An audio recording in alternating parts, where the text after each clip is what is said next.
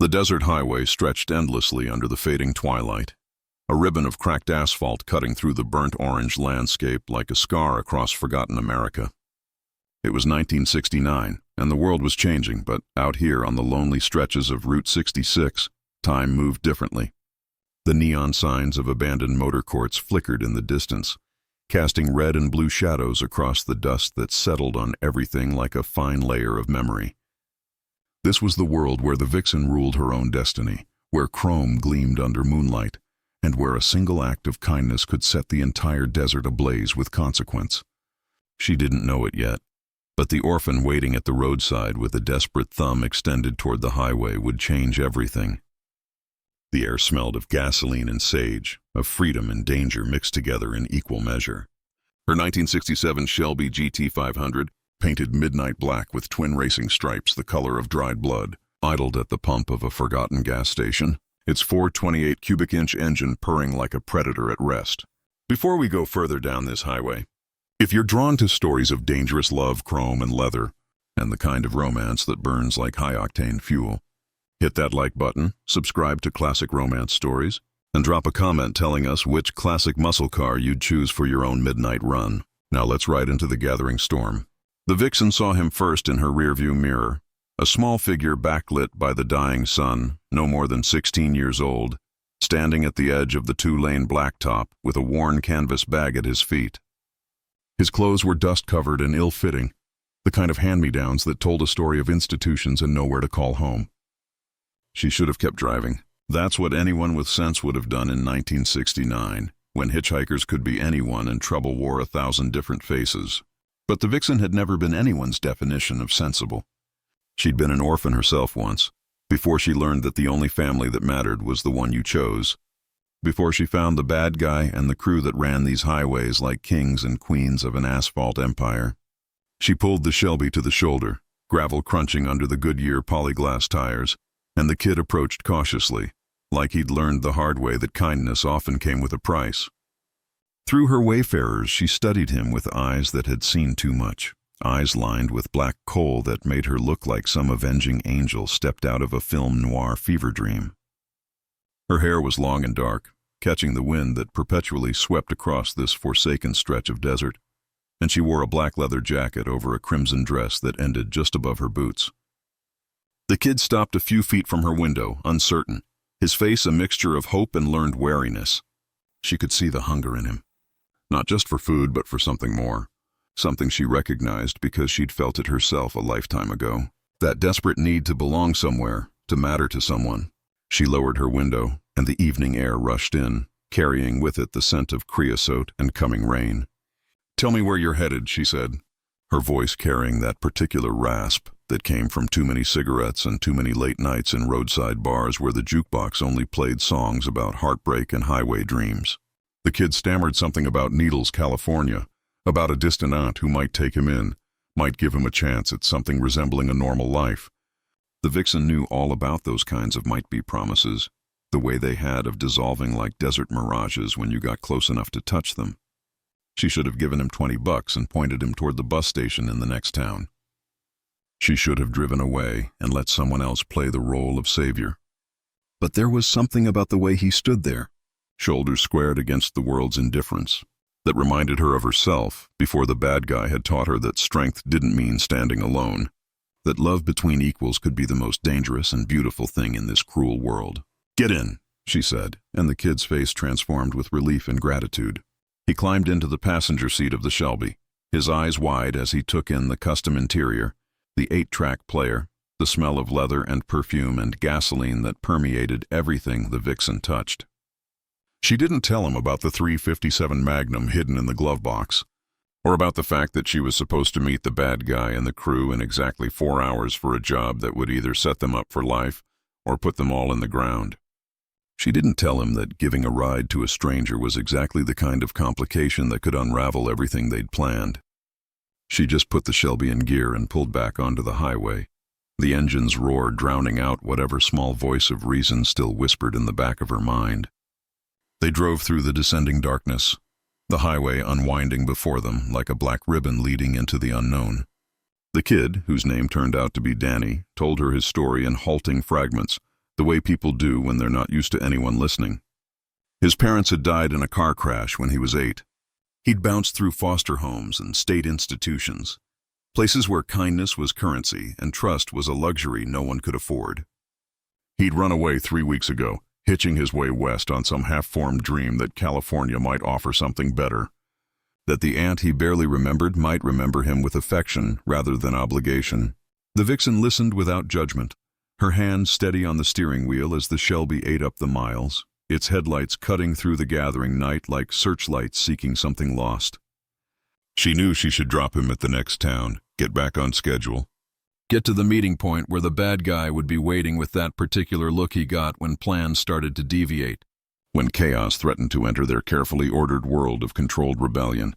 But something kept her driving, kept her listening to this kid's story like it mattered, like saving one lost soul might somehow balance out all the laws they'd broken and all the lines they'd crossed in their pursuit of freedom on their own terms. The night deepened around them, and the stars emerged overhead in that way they only do in the desert, a million points of light bearing witness to the small dramas that played out on the highways below. She thought about calling the bad guy from the next phone booth, explaining the situation, but she knew what he'd say with that low rumble of a voice that could command a room or whisper promises that set her soul on fire. He'd tell her to stick to the plan, to remember that sentiment was a luxury they couldn't afford. But he'd also understand, because underneath all that leather and danger, underneath that reputation as someone you didn't cross, the bad guy had his own code of honor, his own broken places that made him capable of unexpected mercy. The truck stop appeared out of the darkness like an oasis of fluorescent light and diesel fuel, a sprawling complex of chrome and neon that catered to the long-haul drivers who kept America moving through the night. The Vixen pulled the Shelby into the lot, parking between a Peterbilt and a Kenworth, the muscle car looking almost delicate next to the massive rigs. She told Danny to wait in the car while she went inside to use the payphone, to make the call she'd been avoiding since she picked him up. The diner attached to the truck stop was pure 1969 Americana, all red vinyl booths and chrome fixtures and a jukebox in the corner playing Johnny Cash's Folsom Prison Blues. She fed quarters into the payphone and dialed the number she knew by heart, the one that connected her to the bad guy no matter where he was, no matter what job they were running. He answered on the second ring, his voice cutting through the static like a razor blade, and she explained the situation in short, clipped sentences, leaving out the sentiment, sticking to the facts. There was a long silence on the other end of the line, the kind of silence that could mean anything, and then he spoke with that mixture of exasperation and something else, something that might have been understanding or might have been love, those two things being hard to distinguish when you lived the way they did. "Bring him to the meet point," the bad guy said finally. "We'll figure it out from there." And Vixen, his voice dropped lower, more intimate despite the miles between them. "You've got a good heart under all that leather and attitude. It's one of the things that's going to get you killed someday, or one of the things that makes you worth dying for." She hung up without responding, but her heart was racing in a way that had nothing to do with danger, and everything to do with the man who understood her in ways no one else ever had, who saw her strength and her weakness and loved her for both. She bought Danny a burger and fries, watched him eat with the focused intensity of someone who didn't know where his next meal was coming from, and she thought about all the versions of herself she'd been before she became the Vixen, before she learned to fight and shoot and drive like the devil himself was chasing her. She'd been an orphan too, alone in a world that didn't care, until the bad guy had seen something in her that even she hadn't recognized yet, had offered her a choice rather than a rescue, had made her a partner rather than a possession. That's what people didn't understand about their relationship, about the bond between the bad guy and the Vixen. It wasn't some traditional romance where he protected her and she softened him. It was something fiercer and more equal, a recognition that they were the same species of wild creature, that they belonged to each other because they chose it every single day, not because either of them needed saving. As Danny finished his meal, the Vixen laid out the situation with the same directness she'd use with any member of the crew. She told him she could take him to her people, that they'd make sure he got where he needed to go, but that he'd have to see some things and know some things that would make him complicit in ways that might complicate his dreams of a normal life. The kid looked at her with eyes that were older than his years, eyes that had seen enough to know that normal was a fantasy anyway, and he nodded his acceptance, They walked back out into the desert night, back to where the Shelby waited like a faithful black beast, and the Vixen felt the weight of consequence settling over her shoulders like a familiar coat. She was bringing an innocent into their world, and that changed everything. Added complications to an already complicated situation, but she couldn't bring herself to regret it. Couldn't bring herself to drive away from someone who reminded her so much of who she used to be. The highway unreeled before them as they drove through the small hours of the night, that dead time between midnight and dawn, when the world felt empty and anything seemed possible. Danny fell asleep in the passenger seat, his head against the window, trust or exhaustion overcoming whatever survival instincts had kept him alert before.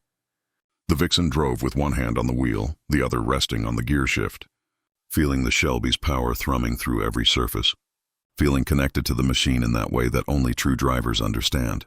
She thought about the bad guy waiting at the meet point with the crew, thought about the job they'd planned for weeks, the score that would set them up to disappear into Mexico or Canada or wherever people like them went when they finally decided to stop running. She thought about how one act of kindness had the potential to derail everything, and how she didn't care enough to regret it. That was the thing about living the way they did, on the edge of the law. In the space between right and wrong where most people were too afraid to venture, you learned that the only rules that mattered were the ones you made for yourself. The only loyalty that counted was the loyalty to your chosen family. As the first gray light of dawn began to pale the eastern horizon, the Vixen felt that familiar tightening in her chest. That anticipation mixed with something that might have been fear if she'd been the type to admit to such things. Dawn meant the meet point was close, meant she'd see the bad guy again, meant she'd have to face whatever consequences came from her decision to help a stranger. She pressed down on the accelerator, feeling the Shelby surge forward, eating up the last miles between her current position and her destination.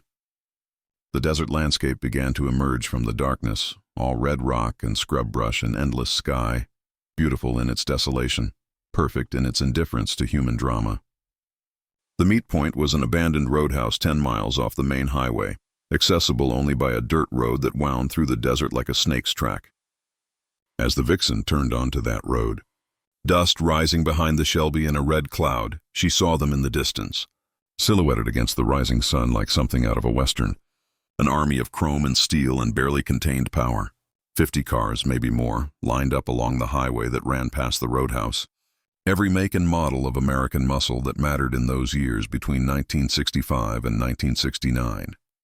There were Camaros and Mustangs, Challengers and Chargers, GTOs and Roadrunners, a rolling museum of automotive rebellion, each one customized and cherished, each one a statement of defiance against a world that wanted everyone to conform. And there, at the center of it all, leaning against his 1969 Dodge Charger RT, painted a gray so dark it was almost black with a single red stripe running the length of the hood, stood the bad guy. Even from a distance, even with the rising sun behind him turning him into a silhouette, the Vixen would have known him anywhere, the way he held himself. That coiled readiness that suggested he could explode into violence or tenderness with equal facility. That dangerous charisma that made men want to follow him and women want to possess him or be possessed by him. She pulled the Shelby up beside his Charger, killed the engine, and sat for a moment in the sudden silence, feeling her heart hammer against her ribs in a way that had nothing to do with fear and everything to do with the man now walking toward her car with that particular stride, purposeful and predatory and utterly confident. She glanced at Danny, who was awake now, his eyes wide as he took in the scene before him. The army of muscle cars and the men and women who leaned against them. The crew that the bad guy and the Vixen had assembled over the years. Outlaws and rebels and beautiful damaged souls who'd found in each other the family they'd been denied by straight society. The Vixen stepped out of the Shelby, her boots hitting the dirt with a soft thud, and she stood there meeting the bad guy's eyes as he approached, refusing to look away, refusing to show anything that might be interpreted as apology or submission. He stopped a foot away from her, close enough that she could smell leather and motor oil and that particular scent that was uniquely his, close enough that the heat seemed to radiate between them like a physical force. For a long moment, they just looked at each other, having one of those silent conversations that couples who truly know each other can conduct without words, a negotiation of wills and wants and the unspoken understanding that whatever happened next, they'd face it together. Then the bad guy's hard expression softened slightly, just around the edges, and he reached out to tuck a strand of her dark hair behind her ear, a gesture so tender it seemed almost out of place in this setting of chrome and danger. "You always were too soft for this life," he said, his voice low enough that only she could hear, but his tone carried affection rather than criticism. She smiled that dangerous smile of hers, the one that had started bar fights and ended arguments. "And you always pretended to be harder than you are," she replied, reaching up to touch his jaw, feeling the stubble rough against her palm. They stood like that for another heartbeat, two people who'd found in each other an impossible match, who balanced on the knife edge between love and destruction and called it home. Then the bad guy stepped back, his attention shifting to the Shelby, and the kid now climbing awkwardly out of the passenger seat, looking utterly overwhelmed by the scene before him. The bad guy studied Danny with those dark eyes that missed nothing, taking his measure the way he did with everyone, assessing threat level and trustworthiness and potential in a single calculating glance.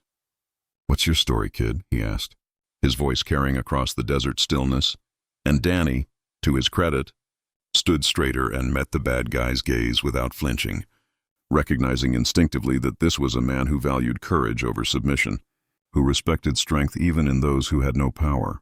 Danny told his story again, more briefly this time, just the essential facts, and the Vixen watched the bad guy's face as he listened, saw the subtle shifts in expression that most people would miss, the tiny tells that let her know he was moved despite his best efforts to remain impartial. When Danny finished, the bad guy was silent for a moment. Then he turned to address the assembled crew, his voice carrying that note of command that made people listen, that natural leadership that had nothing to do with fear and everything to do with respect, earned through action rather than words. "This kid needs transport to California," the bad guy announced, his words falling into the morning air like stones into still water. The Vixen vouched for him, which means we vouch for him. Anyone object? The silence that followed was answer enough. The crew accepting this addition to their plans with the easy flexibility of people who lived by their own rules, who understood that loyalty to each other trumped whatever jobs they might be running or scores they might be chasing. The bad guy nodded once, satisfied, then turned back to the Vixen and Danny, and his expression had shifted into something else, something that carried both warmth and warning. "You ride with us until we get you where you're going," the bad guy told Danny. "You keep your eyes open and your mouth shut about what you see. You don't ask questions, you don't make waves, and you remember that kindness isn't weakness, it's a choice we're making."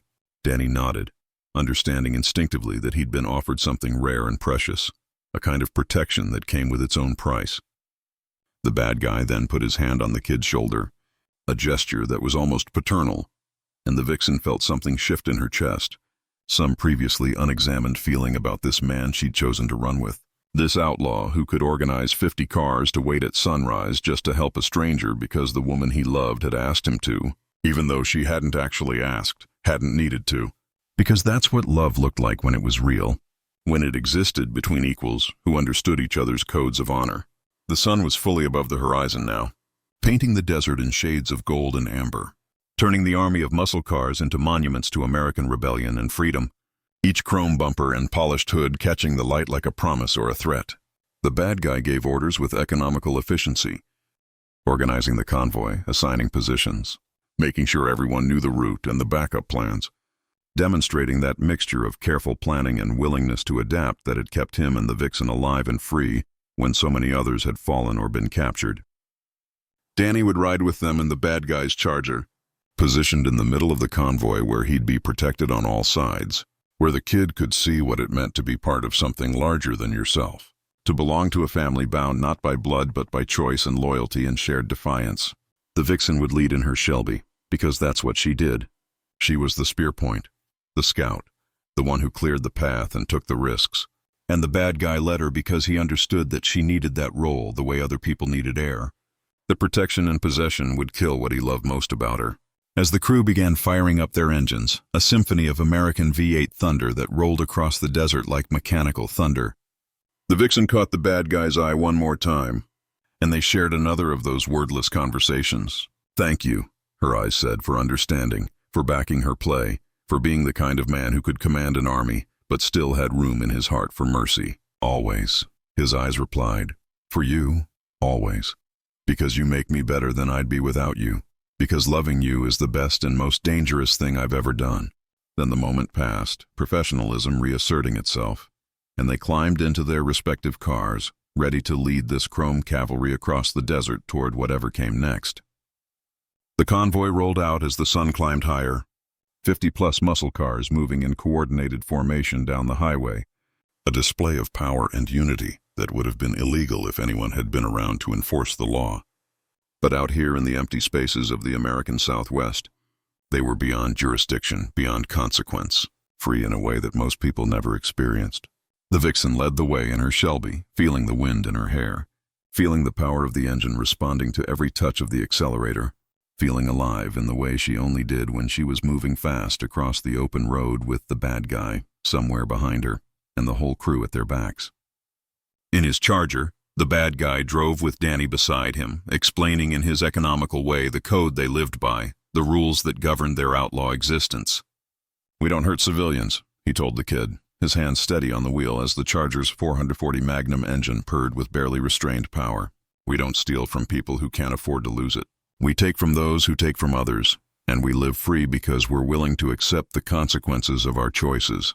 It was a simplification, of course, a romanticized version of a life that was actually far messier and more morally complex, but it was also true in its essential details. A code of honor that separated them from common criminals, that let them sleep at night despite the laws they broke and the risks they took. Danny listened, absorbing this education, understanding that he was being offered a glimpse into a world that existed in the margins, in the spaces between the black and white morality that straight society tried to impose. Behind them, the rest of the convoy followed in perfect formation, a rolling testament to the power of chosen family, of loyalty that transcended legal boundaries, of love that existed outside conventional definitions. They drove through the morning, making occasional stops for fuel and food, the convoy operating with military precision despite its outlaw nature. At a gas station in the middle of nowhere, while the crew filled their tanks and stretched their legs, the Vixen and the bad guy stood together watching Danny interact with some of the other members, watching him start to relax, start to believe that maybe he'd found something he'd been looking for without knowing he was searching. "You're thinking about keeping him," the bad guy said, not quite a question, and the Vixen shrugged, that casual gesture that hid depths of feeling. "I'm thinking he deserves a choice," she replied. "Same choice you gave me back when I was lost and angry and looking for something to believe in." The bad guy smiled, that rare smile of his, the one that transformed his face from dangerous to beautiful, from hard to vulnerable.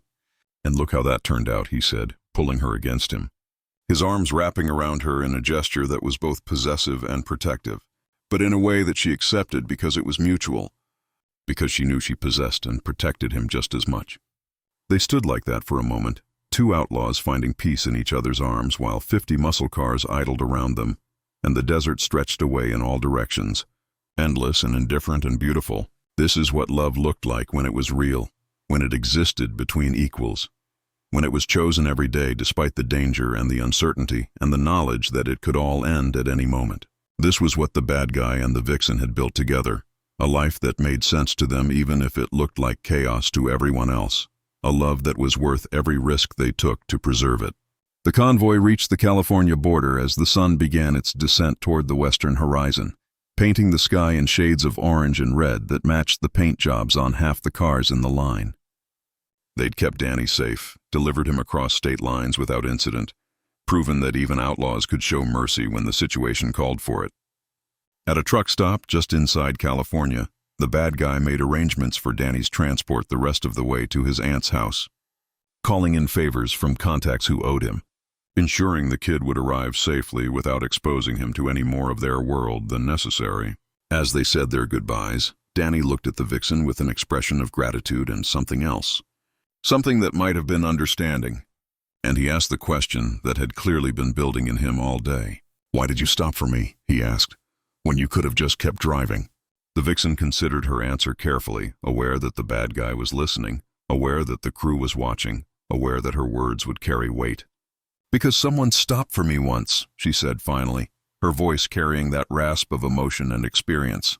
"Because being strong doesn't mean being alone, and being free doesn't mean not caring. Because the world is hard enough without making it harder for people who are just trying to survive." She glanced at the bad guy as she spoke, and he met her eyes with that look of his, the one that said he understood, that he felt the same way, that this was why they worked together despite all the reasons they shouldn't. Danny nodded, accepting this wisdom, and then he was gone, headed toward whatever future waited for him, carrying with him the memory of this strange day when he'd been saved by an army of outlaws and muscle cars, when he'd learned that family could mean something different than what society told you it should mean.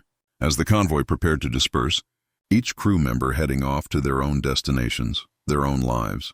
The bad guy and the Vixen stood beside their cars in the gathering twilight, alone together the way they preferred it. The day had started with an orphan asking for a ride and ended with 50 cars waiting at sunrise, a demonstration of loyalty and love that neither of them would forget. "You know they'll follow you anywhere," the Vixen said, gesturing toward the departing convoy, and the bad guy shook his head slightly. "They'll follow us anywhere," he corrected, "because they understand what we've built here, what we represent. We're not just a crew, we're a family, and that's because of what you bring to this as much as what I do." The Vixen smiled, that dangerous, beautiful smile, and she stepped close to him, close enough to feel his heat, to smell leather and danger and home. "We should go," she said, her voice dropping to something intimate and promising. "Got a lot of highway ahead of us, and I'm thinking we should find some empty stretch of road where we can open these engines up, see what they can really do." The bad guy kissed her then, hard and deep and full of promise, a kiss that tasted like gasoline and freedom and tomorrow, and when they finally broke apart, both of them were breathing hard, both of them already thinking about the road ahead, about the life they'd continue to build together. They climbed into their respective cars, the Vixen in her black Shelby with its blood-red stripes, the bad guy in his dark gray Charger with its single crimson slash, and they pulled out onto the highway together, side by side, equals in every way that mattered. The desert highway stretched before them as the last light faded from the sky. Two muscle cars running parallel across the empty landscape, their engines roaring in harmony, their headlights cutting through the gathering darkness like searchlights seeking adventure. Inside the Shelby, the Vixen felt the familiar rush of freedom that came from movement, from speed, from the knowledge that the bad guy was beside her and they had all the road in the world ahead of them. This was their life, lived on their own terms, outside conventional boundaries, dangerous and beautiful and utterly theirs.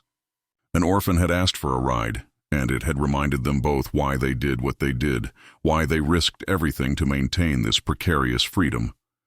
It wasn't just about rebellion or living outside the law. It was about choosing who you loved and how you lived, about creating family from fellow outcasts, about believing that mercy and strength could coexist, that love between equals was the most powerful force in the world. As the miles unreeled beneath their wheels and the stars emerged overhead in their millions, the bad guy and the Vixen drove on into the night.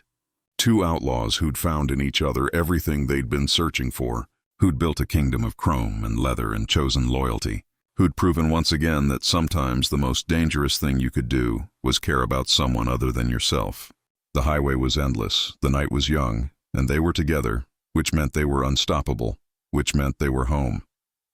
Behind them, somewhere in the darkness, an orphan was finding his own way forward, carrying with him the lesson that kindness wasn't weakness, and that family was something you chose rather than something you were born into.